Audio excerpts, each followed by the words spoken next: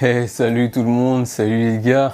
Ça fait un petit moment qu'on s'est pas retrouvés à l'atelier les gars, hein. Ça fait un sacré moment. Là comme vous avez vu en ce moment on met que des vidéos d'action, que du navigation, que du roulage, etc.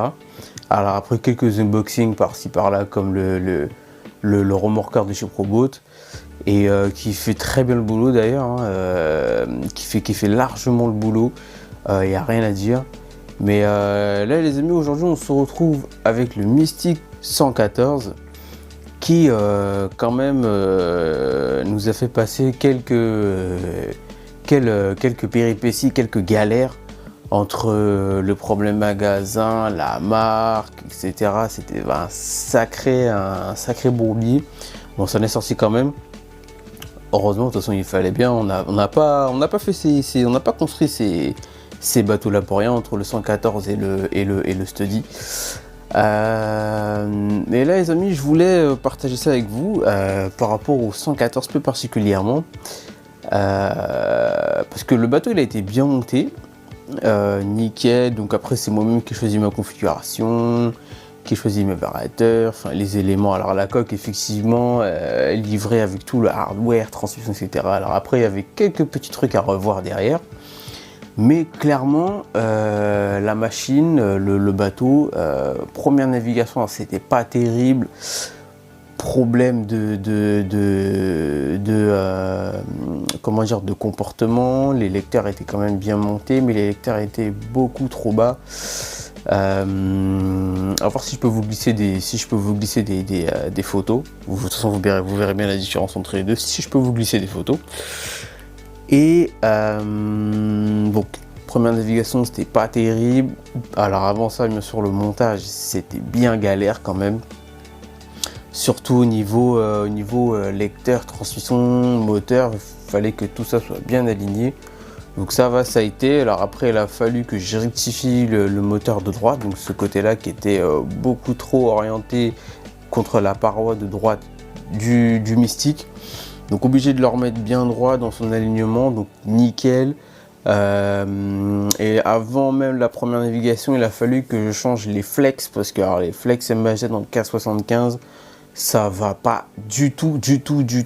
Les flex sont pas bons. Alors les flex sont pas bons parce qu'en fait les filaments en fait qui forment le flex en fait sont beaucoup trop fins. Donc en fait il suffit que vous rentrez, vous sortez votre flex, ou que par exemple par manque d'inattention la pince soit fermée et que vous arrivez pour mettre votre flex, et ben en fait si vous voulez ça va détresser par exemple il y a un filament en fait qui va sortir de son emplacement et qui malheureusement vous ne pourrez plus mettre le flex. C'est assez relou, donc j'ai vite fait de changer ces flex là, heureusement. Donc première navigation, donc ça allait, c'était la première navigation, donc je découvre moi le bateau, on découvre le bateau, mais j'avais le pressenti déjà que les lecteurs ils allaient trop bas, pourtant malgré bien monté. Je sais pas ce qui s'est passé avec la coque. Alors, par contre, je sais pas si vous allez voir, mais le bateau, si vous voulez, il est bien monté, mais voilà, il y a un petit jeu. Je sais pas si ça va se voir à la caméra, les gars. Je vous ferai un petit passage, mais c'est le bateau là sur la planche tel quel. C'est pas tout le dessous du bateau qui sont à plat sur la planche. Je vous ferai un petit passage de ça. Après, c'est pas bien gênant. Comme vous avez vu, le bateau, il navigue super bien, mais il navigue super bien maintenant parce que j'ai dû faire une grosse intervention au niveau de l'arrière du bateau. Alors, il faut savoir que le bateau, j'ai quand même payé, alors je dis bien que l'équipement mécanique, j'ai quand même payé entre 900 et 1000 balles.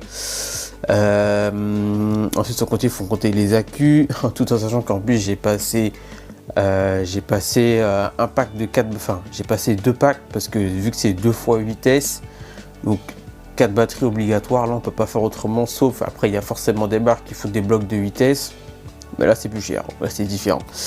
Donc seulement quand il y a des blocs de vitesse, il faut aussi pencher au chargeur qui recharge aussi de vitesse. Donc effectivement, c'est vrai que la technologie de RC a beaucoup évolué, clairement. Mais voilà, moi j'ai préféré le choix de 4 batteries, ça fait le taf. En plus, on est en termes d'équilibre entre l'électronique, entre le moteur variateur et les batteries, donc ça fait très bien le boulot. Après, il faut juste une histoire de placement. Mais voilà, donc j'avais déjà un investissement entre les batteries, les moteurs, les variateurs. Donc voilà, c'est un budget à plus de 1500 balles, clairement. Donc après, il faut le monter, etc. Mais j'ai dû faire une grosse intervention. Malgré, hein, c'est ça que je trouve, que je trouve quand même assez impressionnant. C'est que on paye. C'est comme à peu près comme les voitures aussi, c'est à peu près la même chose. C'est-à-dire que on paye les machines, on paye le bateau, on paye l'équipement, on paye l'électronique. Et derrière, il faut soit trouver la coque, soit payer des variateurs plus fiables, payer des moteurs plus fiables, cerveau plus fiable. Bref. Après voilà, c'est le vice, c'est comme à l'échelle 1, hein, forcément si on veut une meilleure voiture, donc il faut aller acheter. Si on veut pimper sa voiture, il faut acheter des pièces derrière pour que ça soit plus fiable, voilà, pour avoir son plaisir. Une grosse intervention excusez-moi du terme, mais grosse intervention de bûcheron. Donc la peinture déjà faite, par contre le gars qui a fait la peinture, nickel, il a vraiment fait un boulot. Alors par contre je sais pas si c'est avec la navigation, mais des fois j'ai comment vous dire, j'ai la peinture des fois qui comment dire, des morceaux de peinture qui partent. Donc après c'est le dessous, donc voilà quoi, c'est le dessous qui est constamment en contact. Donc je peux pas, le gars il a fait un super taf, y a rien à dire. Même moi, je pense que j'aurais fait de très très loin un meilleur boulot que lui. Donc encore merci pour ça. Mais pour revenir sur l'arrière du bateau, j'ai dû faire une grosse intervention. C'est-à-dire qu'en fait donc au niveau des lecteurs, j'ai dû démonter, si vous voulez, donc pas la tête qui est directement sur le flotteur, mais la fixation qui est un peu plus en recul au niveau du haut, qui permet de baisser et de descendre, qui permet de baisser ou de monter le lecteur. Donc j'ai dû enlever la partie, donc enlever la tête, enlever la deuxième fixation, enfin enlever la tige de la tête, enlever la deuxième fixation, pour pouvoir, si vous voulez, découper, donc sous forme de, on va dire sous forme de trapèze, découper sous forme de trapèze, pour pouvoir faire en sorte à ce que le lecteur en fait soit moins bas, et pour que je puisse naviguer, parce que là au montage initial, donc le lecteur était beaucoup trop bas. Et ben en fait avec le poids, voilà, vu que les lecteurs soient trop bas avec le poids, le bateau en fait il sautait comme ça, donc c'était impossible à faire naviguer. Impossible. Il suffisait que j'aille à pleine balle, le bateau il aurait fait juste ça, hop, sous-marin, et il serait revenu, après il serait remonté à la surface forcément. Mais c'était pas évident les débuts. Donc obligé de découper la coque. Alors j'aurais pu vous faire une vidéo là-dessus, mais c'était quand même assez délicat comme intervention. Quand vous avez payé votre coque, quand vous avez payé tout l'équipement, plus de 1500 balles, il faut faire un trou dedans. Enfin, il faut faire des trous dedans, c'est un peu plus compliqué. C'est un peu plus délicat, donc je voyais comment faire l'intervention. En même temps, je craignais de foirer ma coque. Donc c'était à double tranche. Soit ça passait, soit ça cassait, donc tout simplement. Donc obligé de faire 2 trous sur forme de trapèze. Obligé d'acheter une plaque de carbone, bien évidemment, pour faire support. Avoir de la résine 5. Et donc là, j'étais obligé de... Attention, j'avais pas le choix. J'étais obligé de bien faire la découpe. Mettre une plaque de carbone à l'intérieur. La coller à l'époxy 5, bien chargée. Retourner le bateau. Et charger d'époxy 5. Alors par contre, il faut bien doser l'époxy, hein. Pour ceux qui font du bateau, ça tout le monde le sait. Mais fallait bien charger en époxy 5. Et ensuite alors fallait que je découpe 4 plaques, par contre, une plaque dedans, une plaque en dehors qui s'aligne directement au bateau. Alors bien sûr là la peinture elle a pris, hein, donc ça il n'y avait pas le choix. Donc la peinture a pris donc une plaque en dedans, une plaque en dehors. Jusque là c'est bon. Et tout ça scellé à l'époxy 5 des deux côtés. Et bien sûr après donc fallait refaire les trous de perçage de la deuxième fixation. Et de là, là, les lecteurs étaient beaucoup plus relevés parce que à l'origine, je pouvais ni baisser ni monter quoi que ce soit. Donc c'était vraiment embêtant. Alors en plus, je suis pas le seul à avoir fait ce genre d'intervention. Hein. On n'est pas beaucoup à l'avoir fait, mais sur Facebook, sur YouTube, il y en a qui ont fait ce genre d'intervention sur leur mystique, sur des mystiques 114. On n'est pas beaucoup, mais il y en a qui l'ont fait. Alors après, je ne sais pas ce qui s'est passé à l'usine. Si à l'usine, il y a eu... Parce que ce sont des projets qui sont faits à la chaîne. Donc voilà, c'est fait par des machines, c'est fait par des... contrôlé par des personnes comme vous et moi. Donc forcément, il y a eu des erreurs qui sont passées à la trappe. Donc ça peut arriver. Mais voilà, obligé de rectifier derrière. Et c'était chose pas simple. Hein, quand même, je vous cache pas, j'ai mis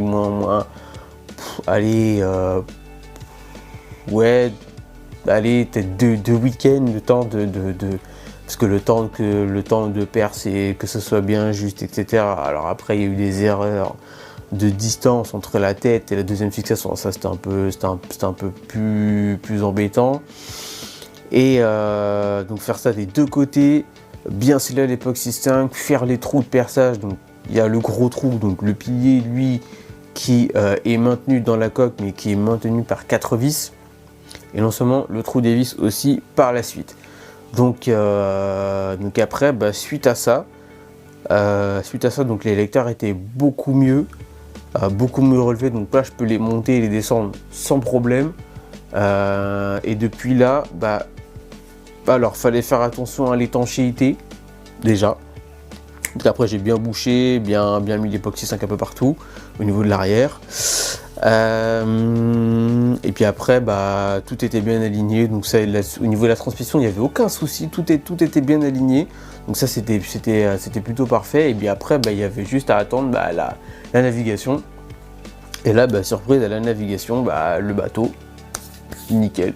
Plus de problèmes de comportement. Plus de soucis où l'avant pique directement.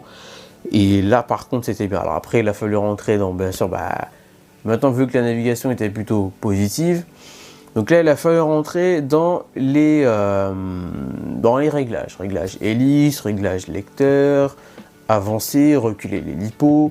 Donc c'est là où c'était... franchement, le mystique, il n'a pas été... alors, j'ai peut-être pas fini de le régler. Parce que là, j'ai des hélices de 52 en pas de 1,9 sur mon mystique.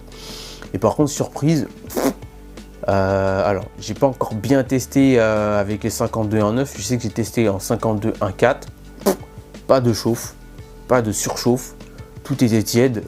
Alors après, par contre, dans le mystique, voilà, j'ai mis des variateurs de voitures que j'ai convertis en bateau. Donc il y a une plaque de refroidissement qui existe.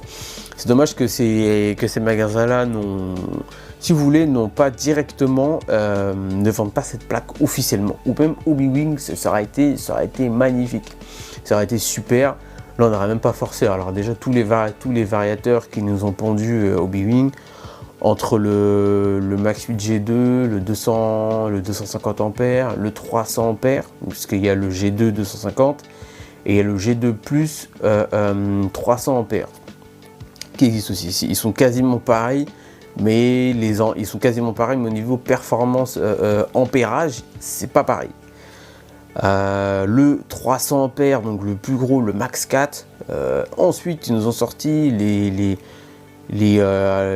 30, 60, 90, 120 ampères, 160 ampères V4, ça impeccable. Et après ils nous ont sorti donc les 200 ampères V4 et les 300 ampères, mais là ils nous ont sorti une panoplie de variateurs. Je pense que ces variateurs là, je pense que tout le monde l'attendait. Ça fait un moment qu'on les attendait. Ça fait un moment qu'on les attendait pendant que le 180 ampères V3 régnait en maître. On va pas se mentir. Dès qu'on voulait une configuration bateau 6S, on prenait 180 ampères et rien d'autre. Par contre, dès qu'on voulait du vitesse, là c'était un petit peu plus embêtant. Par contre, là Hobby-Wing ils n'étaient pas trop là. Mais ouais, là Hobby-Wing nous ont sorti pas mal de varios et ce dont les variateurs 250 ampères G2 que j'ai mis dans le Mystique. Et franchement, surprise aussi, donc par contre, il faut bien étanchéifier les variateurs d'époxy 5. On ponce un peu la plaque, on ponce un peu le contour du vario, le contour du refroidissement. Par contre, la pâte thermique qui permet d'évacuer la chaleur, faut pas l'enlever. Faut pas l'enlever, faut la laisser à sa place, faut pas trop toucher, faut bien la laisser à plat. On étale bien la résine 5 sur les contours des varios. On pose, on visse assez rapidement parce que la résine 5 ça sèche assez vite. Et après c'est plié. Et depuis, je dégage, je touche du bois, je croise les doigts. J'ai pas de problème. J'ai pas de problème d'électronique. Alors après, ça peut-être, pour l'instant, j'ai pas de soucis. Ça va peut-être m'arriver, mais voilà, le bateau s'est retourné. Il s'est craché. Il s'est craché à la 3e session. Donc quand j'ai utilisé les hélices en 52 1.4, le bateau il était debout dans l'eau. Donc les fruits tenaient tout, hein, bien évidemment. Pas de soucis de variateur qui a claqué à cause de l'humidité. Ça, c'est ce que j'apprécie. Les variateurs, ils encaissent super bien l'effort, par contre. J'ai beau tirer des grandes lignes et tout, les variateurs sont tièdes. Il n'y a rien à dire. Il n'y a absolument rien à dire. Par contre, il faut savoir aussi que les variateurs voitures n'ont pas le même système de mise à jour que les variateurs bateau. Ça sera le sujet d'une autre vidéo. Après, ça sera une vidéo pas très longue, hein. Clairement, c'est franchement comment savoir mettre à jour les variateurs bateau. Mais moi, j'ai rien à dire les moteurs font le boulot. Moteur SSS en 4092 1800 kV. Alors, j'avais discuté avec un gars sur Facebook. Il m'avait dit oui, tes moteurs ils vont pas encaisser de vitesse, tu vas voir, ils vont claquer, etc. Regardez, j'ai fait 1, 2, 3 sessions. Pas de soucis. J'aurais pu vous mettre une 4e session, mais les conditions n'étaient pas encore avec nous. Mais sinon, nickel. C'est tiède, quoi. C'est tiède, il n'y a rien à dire. Alors après, j'ai dû faire quelques modifications, c'est-à-dire que les variateurs, ils étaient posés à même la coque. Alors par contre, à cause de l'humidité, donc les variateurs, ils se décollaient tout le temps à cause de l'eau, parce que c'était collé à l'adhésif M3. Hein. Mais les variateurs, ils n'arrêtaient pas, enfin, plus le variateur qui est ici, n'arrêtait pas de se décoller, donc c'était un peu chiant. Et donc j'ai dû reprendre le support d'origine, reprendre le support qui était vendu donc avec tout le kit, le rabaisser un peu, donc couper au Dremel, le rabaisser un peu pour pouvoir le mettre dans le bateau et ensuite mettre de l'adhésif dessus. Et là par contre ça bouge plus. Donc à partir du moment où on colle quelque chose sur du carbone à l'adhésif, ça ne bouge plus. Donc ça c'est plutôt bien. Et il a fallu aussi que je mette mes batteries comment je peux vous dire ça, mes batteries de support de pompe. Donc que je fabrique un support pour ça. Enfin mes batteries de pompe, excusez-moi. Il a fallu que sur mes batteries de pompe, il a fallu que je fabrique un support en carbone pour éviter qu'en cas de crash, elles se décrochent, parce que à force de naviguer, un jour ça m'est arrivé, j'ai une batterie de réception qui a foutu le camp directement au niveau de la transmission et bon, ça a gratté la batterie, donc pas le choix, on jette la batterie directement. Et là j'ai fait un support, j'ai mis un scratch M3 dessus et ça bouge plus. Donc en cas de crash, il n'y a rien qui bouge dans le bateau, donc ça c'est sûr. Il n'y a rien qui bouge dans le bateau et ça c'est super. Donc ouais, à part ça, le bateau clairement, bon après il m'a quand même appris certaines choses. Hein. 1800 kV en vitesse ça passe. Par contre je vous conseillerais pas de passer au-dessus, parce que c'est ce qui m'est arrivé dans le performance. Donc là on le voit pas, mais il est un peu au-dessus. Le performance, j'étais en 2000 kV vitesse. C'était pas terrible, j'avais l'impression que ça se traînait. Et ça se traînait, pourquoi? Parce que pour deux choses.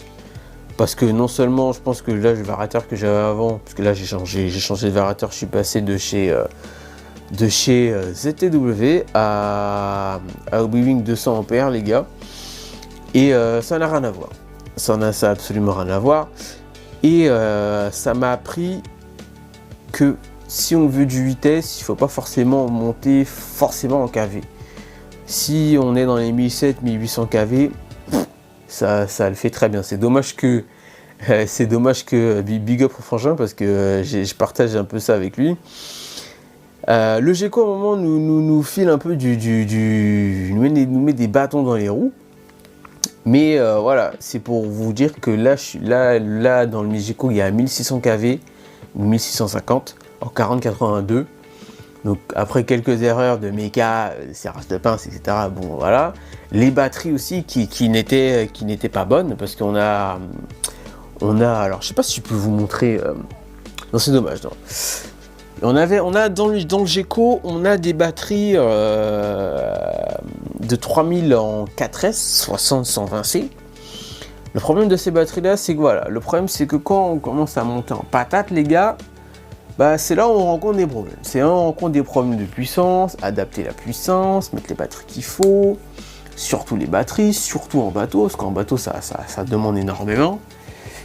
Et donc bien sûr les gars, nous on fait des vidéos pour nous, mais on fait des vidéos aussi pour partager avec vous, mais on fait aussi de la navigation pour nous aussi. Voilà. Et le Geco en ce moment, j'ai été testé et il m'a fait plaisir parce que clairement, donc, après avoir mieux analysé, serré les pinces et avoir mis, parce que j'ai testé mes 4150C en 4S. Et le truc, c'est que là, c'est pas le même bateau. Là, ce qu'on vous a mis en vidéo, donc voilà, c'était le premier test. Mais attendez de voir ce qui va arriver avec le Geco. Là, le Geco, avec des bonnes batteries, c'est pas pareil. Il est en vitesse 1600 et ça fait bien le boulot. Mais c'est pour vous dire que même en voiture, il n'y a pas besoin de forcément de monter de fou en KV. Vous mettez 1004, ça va faire le taf sans problème. Même 1200 kV, ça va faire le boulot en 8. Après, voilà, vous rentrez dans des réglages de pignon, de ratio, de transmission. Mais ça fait le taf. Donc c'est ce que m'a appris le Mystique. C'est ce que aussi m'a appris le Performance. Et le Performance, donc qu'est-ce que j'ai dû faire? J'ai dû prendre le moteur du Spartan. Bon, malheureusement qu'il n'est plus là parce que la coque est pétée. la coque a pété, hein, c'est dommage. Et prendre le moteur du Spartan en 1800 kV, 4082, le mettre dans le Performance et l'inverse. Le 2000 kV du Perf, je l'ai mis dans du Performance, je l'ai mis dans le Spartan. Et là, ça va encore mieux. Les bateaux ils font ça encore mieux. T'as l'impression que plus tu baisses en KV, mieux ça va marcher. C'est un truc de dingue. Mais voilà, c'est en vitesse, faut pas dépasser un certain nombre de KV moteur. Parce que sinon c'est la galère, c'est la chauffe, parce que non seulement dans le Performance, quand j'étais en 2000 kV, il y avait une surchauffe, les frites elles font à cause des câbles, hein, parce que les câbles ils surchauffaient de fou. J'avais beau même changer d'hélice, mettre une 43, mettre une 45, mettre une 47, surchauffe. Pourquoi?